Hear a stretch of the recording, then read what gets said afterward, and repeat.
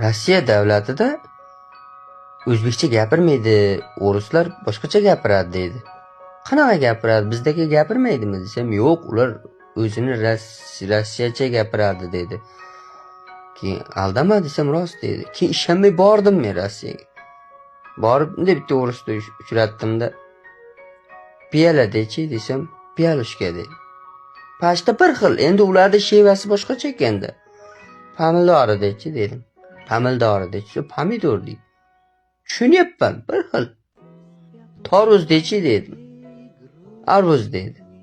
Tilsini olib tasha. Shevasi boshqacha. O'risga arvuz tushunadi hamma. Makaron dechi desam, makaron deyapti. Bilyapti, tushunyapti, hamma narsani bilyapti. Choynak desam, chaynik deyapti. Men ham tushunyapman, u ham tushunyapti meni gapimni.